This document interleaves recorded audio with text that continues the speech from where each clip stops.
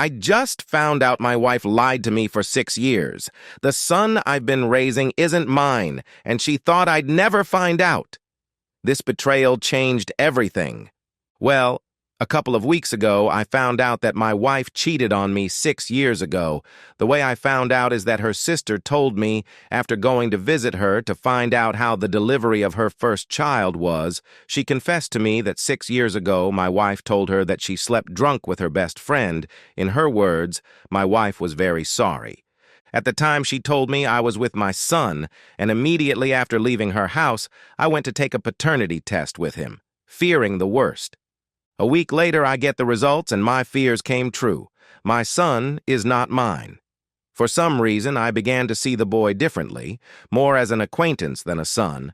With proofs in hand, I confronted my wife at night when the child was sleeping. She asked me who told me, and I simply told her that it is none of her business. Although obviously it will not take long to connect the dots that it was her sister, well, that is not my problem now. Regardless of that, I asked her for a divorce, which is now in process. She was devastated. She swore to me more than once that nothing happened with anyone again, that she has been faithful to me in body and soul since then. I held back the urge to insult her to avoid complications during the divorce issue, not believing a word she said, mostly blaming the alcohol instead of taking the blame herself. After talking about it, she threatened me saying that she would demand full custody of the child. I was so annoyed at that moment that I told her, okay, I don't want anything to do with something that is not mine, that she keep the child, and I'll keep the dogs. We have 2 dogs that we adopted as puppies, and they are currently 8 years old each. After my words, she tried to convince me to take care of the child with her, that I am his father. At that moment, I exploded. I was so angry, and I had held back so much the urge to scream that I just yelled her to go and take her bastard with her. A week has passed since that, and I am at home. It is in my name because it is a gift from my parents. She went to her parents' house with her kid. She has not called me since then. She left with everything and the half-asleep kid when I yelled at her, especially since it was the first time I really yelled at her. It sure affected her. I talked to my parents, and my dad told me that I did the right thing and that I shouldn't be raising something that is not of my blood, and I agree with him. However, the pain is still there. My younger brother told me to write here to entertain myself. I am currently seeing a therapist 3 times a week who told me that I have already taken the first step, which was to leave behind what causes me pain. It just hurts to know that my family no longer exists. Regarding why my sister-in-law told me everything, according to her, she felt guilty seeing me always happy with my son, knowing that he may not be mine, and that the fact that we went to visit her in a moment of weakness caused her to completely break down with guilt. I don't know how true that is. I just know that right now I feel tremendous hatred for my wife and a feeling between pain and resentment for the child, although it's just time to get ahead. I just hope the divorce goes smoothly. We have separate financiers and properties, and if she really asks for child support, I have proof that it's not mine. According to my lawyer, that's more than enough if she tries a legal process for that. My therapist also recommended that I not see him nor her, that regardless of the child's feelings, I should focus on my own first, that the child is no longer my problem, and the sooner I accept it, the better. Sorry for the misspellings. English is not my first language. Update 1. So, I've been sitting with everything that's happened, and I honestly don't know where to start, because my head is still spinning. After my wife left with the kid, I thought things would calm down a bit. But of course, life has other plans. First, let me say that cutting contact with her has been both a blessing and a curse. I've had time to think and process, but at the same time, being alone in this house feels suffocating sometimes. My therapist says it's part of the grieving process, but man, it's rough. Anyway, a couple of days after she left, I got a call from her mom. She's one of those people who always tries to play mediator, and she was basically begging me to talk to my wife, saying she's not eating, she's crying nonstop, and she's worried about how this is affecting the kid. I'll admit, hearing that made me feel something, but I'm not sure what it was. Anger, sadness, maybe a mix of both. I told her point blank that I'm not interested in fixing anything and that my decision to divorce is final. She didn't take that well and started saying how I'm abandoning my family and how the kid still sees me as his dad. I hung up because I couldn't deal with it. I know she means well, but I'm not in a place to be anyone's emotional punching bag right now. Later that night, I was scrolling through old photos on my phone, and it hit me how much I've been trying to block out. Looking at pictures of the kid, my son, made me feel this weird combination of love and betrayal. I remembered the first time I held him in the hospital, the first steps, his first words. All of that feels like a lie now, and it's tearing me up inside. But here's the thing that's been messing with my head the most. He's innocent in all this. He didn't ask to be born into this mess, and he didn't choose to have a mom who would lie and cheat.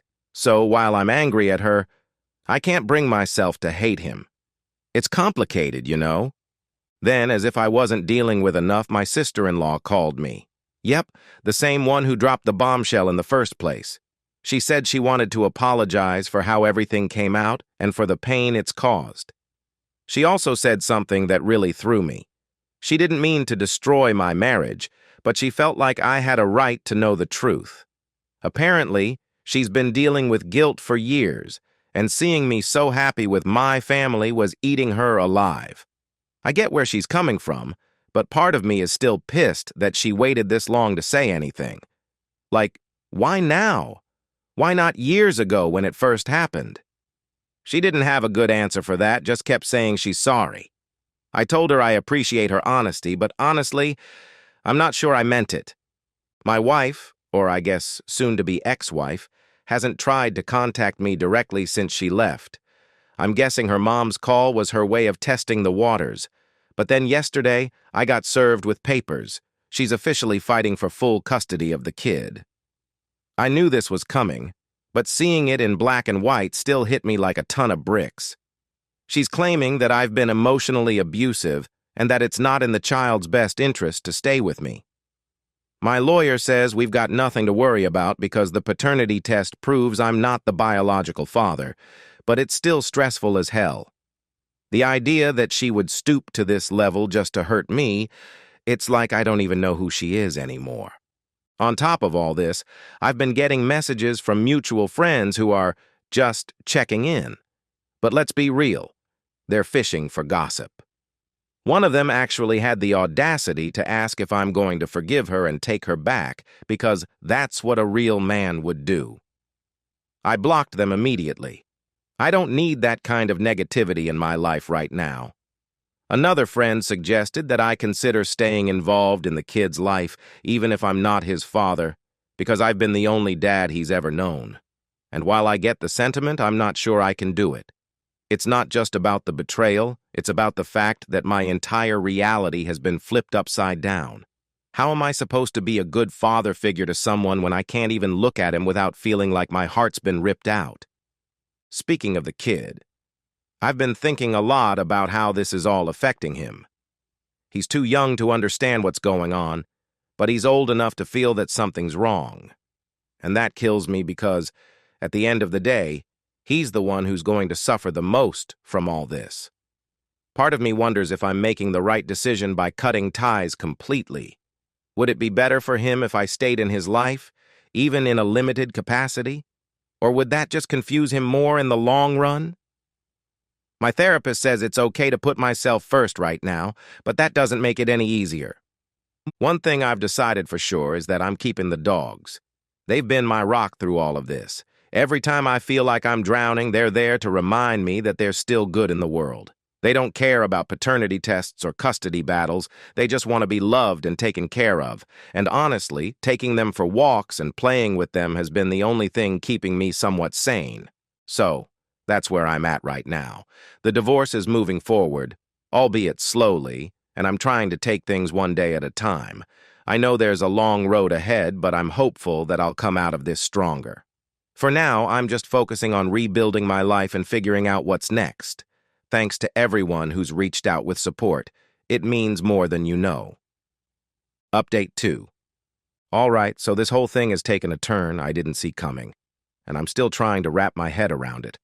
After everything that's happened, the cheating, the paternity test, the custody fight, I thought I'd reached my limit. But life decided to throw another curveball at me. First off, the divorce is almost finalized. My lawyer has been amazing, and everything is pretty much settled on paper. She's getting full custody of the kid, and I'm walking away clean. No child support, no alimony, nothing. She's keeping her car, her clothes, and whatever else she took when she left, and I'm keeping the house and the dogs. Financially, it's a clean break. Emotionally, though, not so much.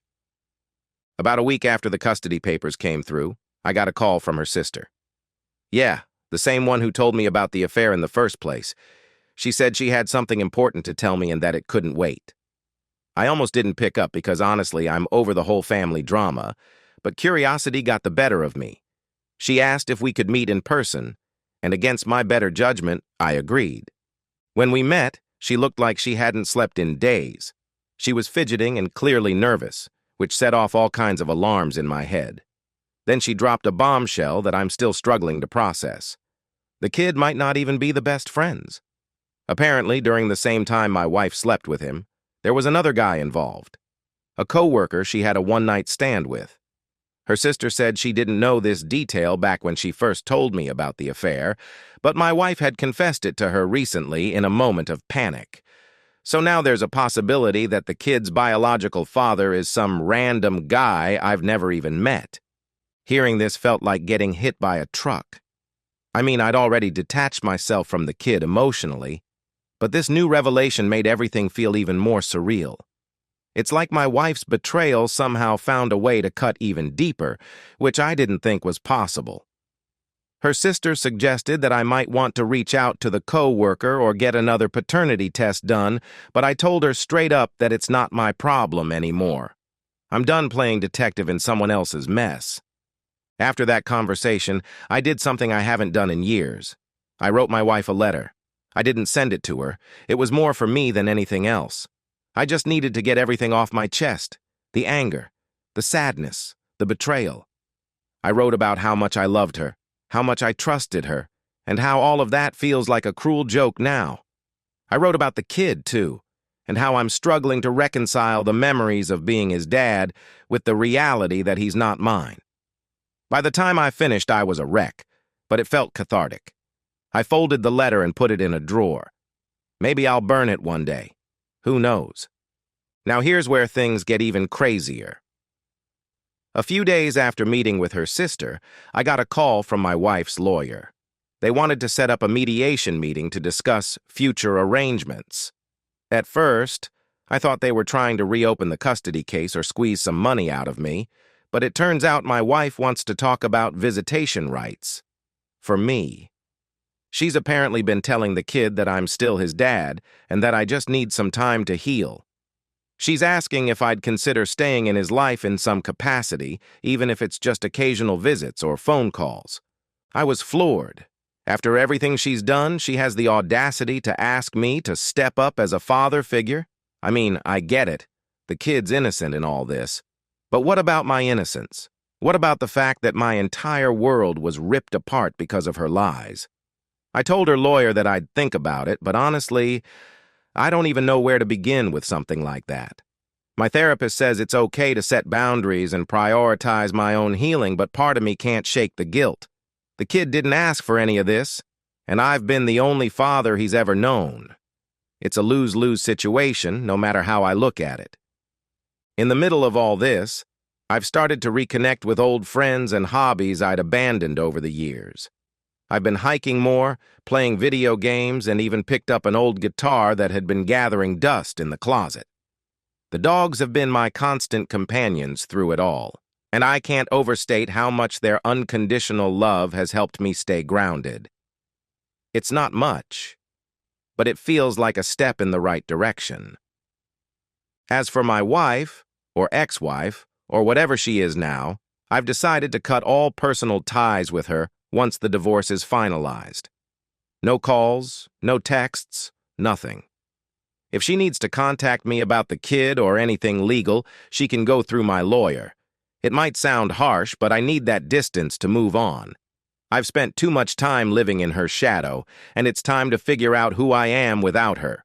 So this is it. This is the last update. I'm not saying everything's magically better or that I've got it all figured out, but I'm trying. Life has a way of knocking you down when you least expect it, but it also gives you the tools to get back up. I'm learning to use those tools, one day at a time. For anyone reading this who's been through something similar, just know that it's okay to put yourself first. It's okay to grieve, to be angry, to feel lost. But it's also okay to hope, to dream, and to believe that better days are ahead. Thanks for sticking with me through this nightmare. I'm signing off for good this time. Take care, everyone.